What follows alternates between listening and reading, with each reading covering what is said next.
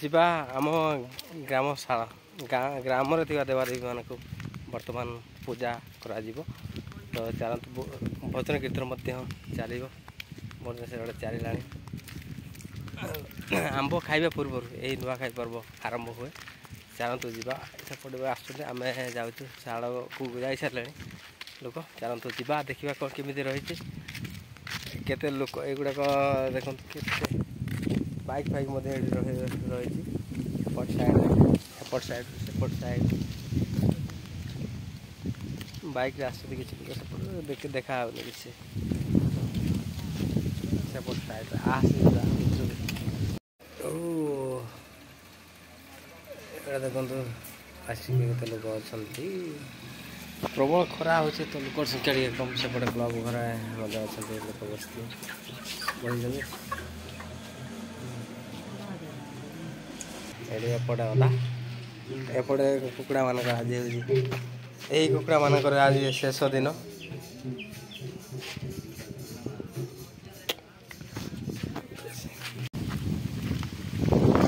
ଆସ ଭାଇ ଆସ।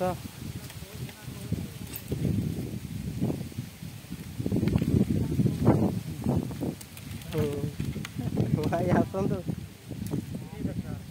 ଯିବା ପରା। ଭାଇମାନେ ମଧ୍ୟ ଆସିଲେ। ଆସ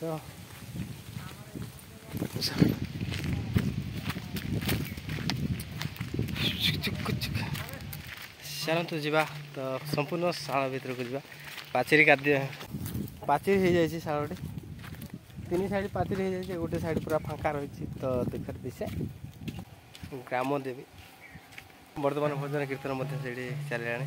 ଏଇଟା ହେଉଛି ଶାଳର ମୁଖ୍ୟ ଦ୍ୱାର। ଏପଟେ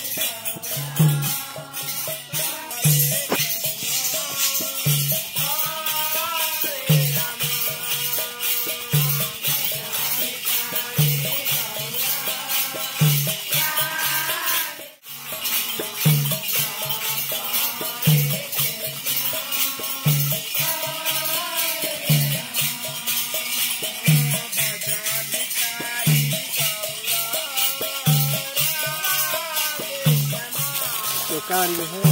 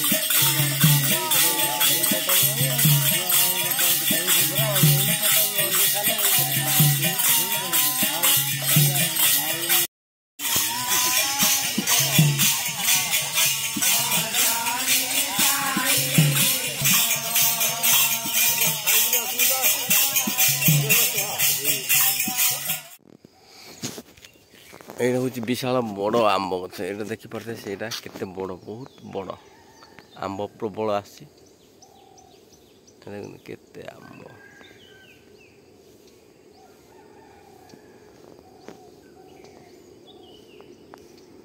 नुआ खाई पर्व नुआ मतलब आम गाँव रे खाइले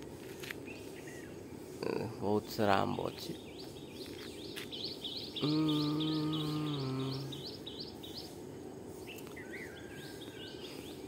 विशाल बड़ वृक्ष देखते केते बड़ गछ से मूल बहुत सारा आंब अच्छे नुआ खाइले नुआ खाई पर्व तो ग्राम नुआ खाई पर्व हो गला तो चलते ये गछ प्रबल आंब आ तेरे बिना तो सब साइड रे आंब देखा